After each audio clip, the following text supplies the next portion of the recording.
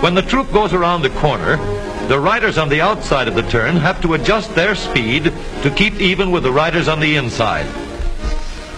The man on the outside has to ride a lot farther and a lot faster in order to keep up with the parade.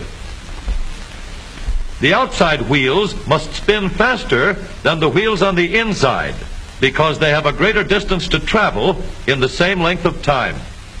When a wagon turns a corner, the wheels can travel at different speeds because each one can turn freely on the axles. And in the early automobiles, the rear wheels turned separately and only one wheel was connected to the engine.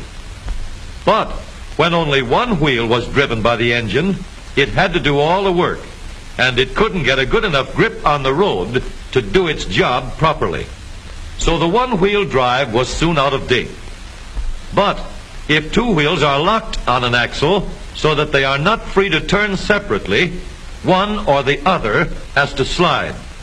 So engineers had to find a way to connect both rear wheels to the engine without sliding and slipping on turns.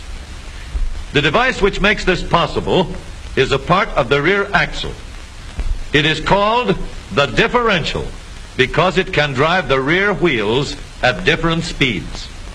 The differential looks complicated, but once we understand its principle, it is amazingly simple.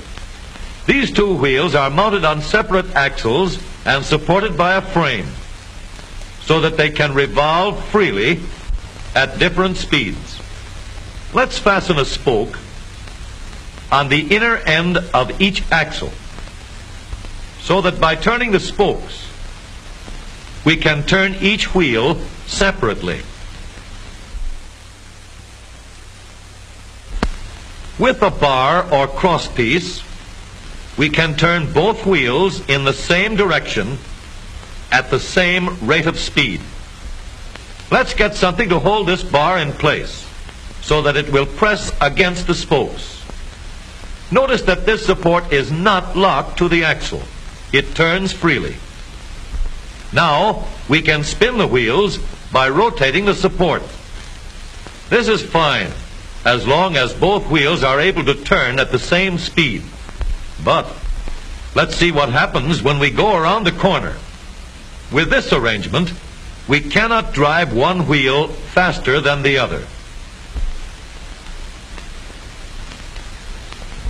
And if we stop one wheel, the other wheel won't budge. Let's put this bar on a pivot so that it can swing in either direction.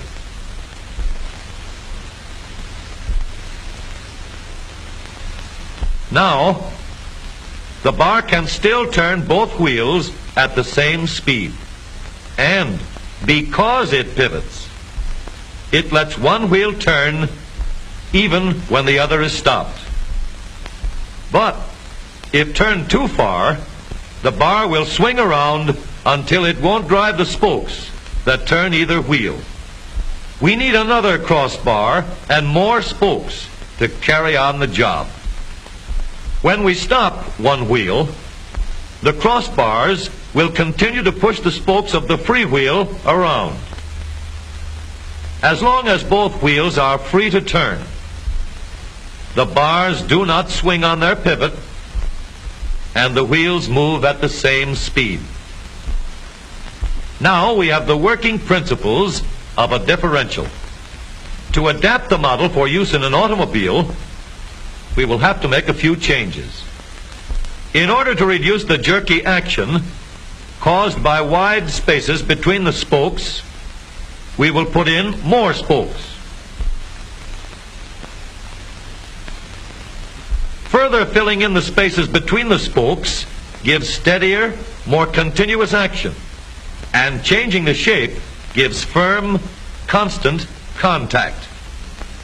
Now we can make the gears thicker and stronger, and we have differential gears. The edges are cut so that they will fit together more smoothly and silently. And another gear is added to share the work of driving the axles. The principle is the same.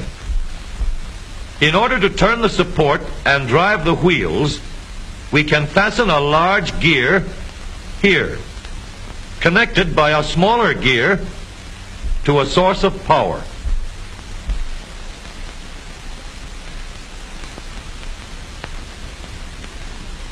Notice that the power is connected to the differential at the center line. We can make our model more compact by moving the gears closer together. When we put our